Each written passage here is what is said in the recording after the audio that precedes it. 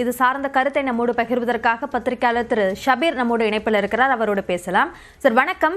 தமிழ்நாட்டில் இருக்கக்கூடிய காங்கிரஸ் நிர்வாகிகள் அதிகார பகிர்வு சார்ந்த அந்த கருத்துக்களை முன்வைத்ததில் ராகுல் காந்திக்கு உடன்பாடு இருக்குமா அல்லது தேசிய தலைமைக்கு உடன்பாடு இருக்குமா என்பது முக்கிய கேள்வியாக இருந்தது. இப்போ இந்த கூட்டத்தில் அது சார்ந்த முடிவுகள் அல்லது அது சார்ந்த சமிக்கைகள் வெளியாகும்னு நினைக்கிறீங்களா?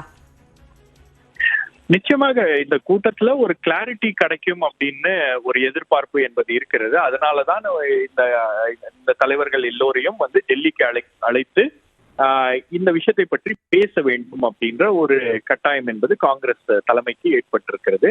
தொடர்ச்சியாக நீங்க பாத்தீங்கன்னா சமீப காலமாக இது குறித்தான இந்த விவாதங்கள் என்பது கூட்டணி இங்க இருக்கக்கூடிய திமுக கூட்டணிக்கு ஒரு பாதிப்பை ஏற்படுத்துகிறது அப்படின்ற ஒரு கருத்தும் திமுக தரப்பிலிருந்து தொடர்ந்து முன்வைக்கப்படுகிறது. இந்த குழு அமைத்த பிறகு கூட இந்த பேச்சுக்களுக்கு இடம் கொடுக்க கூடாது அப்படின்ற ஒரு எண்ண ஓட்டத்தில் தான் திமுக தலைவர்களும் இருக்கிறார்கள். ஆனால் அதையும் மீறி சில தலைவர்கள் தொடர்ந்து பேசிக் கொண்டிருக்கிறார்கள் அப்படின்னும் போது இதுல ஒரு கிளாரிட்டி இங்க இருக்கக்கூடிய காங்கிரஸ் தலைவர்களுக்கும் தேவை. அதே போல அவங்க என்ன முடிவு எடுக்க போறாங்க அப்படின்றது ஏன்னா கருத்துக்களை கேட்க வேண்டும் அப்படின்ற ஒரு கட்டாயமும் காங்கிரஸ் தலைமைக்கு தற்போது ஏற்பட்டு இருக்கிறது.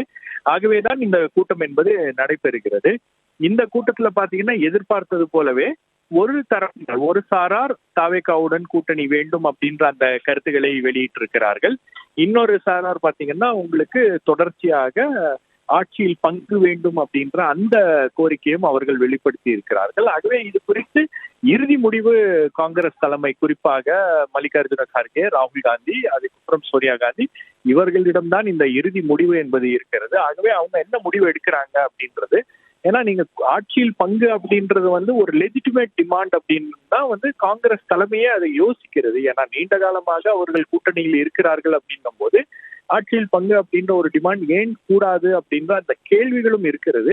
ஆனால் அதற்கான சந்தர்ப்பம் இதுவா, அதற்கான நேரம் இதுவா அப்படின்றதுதான் தற்போது இருக்கக்கூடிய கேள்வி. அதை ஒட்டிதான் இந்த விவாதங்கள் அப்படின்றது நடந்து கொண்டிருக்கிறது. ஏன் இதை செய்ய வேண்டும்? தற்போது வரை காங்கிரஸ் திமுக கூட்டணி அப்படின்றதுல ஒன்னும் பெரிய சலசலப்பெல்லாம் இல்லை. ஆனால் தற்போது இந்த டிமாண்ட் வந்ததுக்கு பிறகு திமுகவுடைய ரியாக்ஷன் அப்படின்றது கொஞ்சம் கடுமையான ஒரு ரியாக்ஷனாக இருக்கிறது. அப்படின்னும் போது இந்த கள சூழல் எப்படி இருக்கு, எப்படிப்பட்ட இந்த தேர்தலில் என்ன மாதிரியான ரிசல்ட்ஸ் வரும், இந்த தேர்தலில் காங்கிரஸ் கட்சிக்கான வாய்ப்பு, அதுக்கப்புறம் கூட்டணி எந்த அளவுக்கு இந்த கூட்டணி பெர்ஃபார்ம் பண்ணும் அப்படின்ற எல்லா விஷயங்களையும் கருத்தில் கொண்டுதான் அந்த டிமாண்டை முன்வைப்பாங்க அப்படின்னு பாக்குறேன். ஸோ அதை ஒட்டுமொத்த ஒரு குரலில் காங்கிரஸ் கட்சி பேச வேண்டும் அப்படின்றதுக்காக ஏற்பாடு செய்யப்பட்டிருக்கக்கூடிய ஒரு கூட்டமாக தான் இது இருக்கிறது. இந்த கூட்டத்தில் என்ன இறுதி முடிவு எடுக்க போகிறார்கள் அப்படின்றத நம்ம பொறுத்திருந்து பார்க்கணும். கருத்து பகிர்வுக்கு நன்றி திரு ஷபீர்.